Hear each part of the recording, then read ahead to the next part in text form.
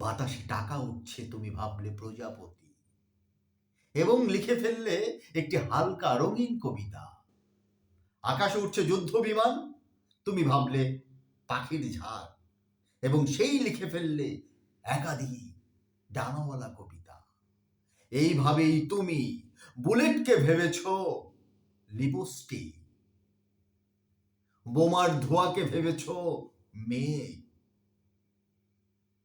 তাই শিশুদের ছেঁড়া হাত, বুক ফুটো মানুষ,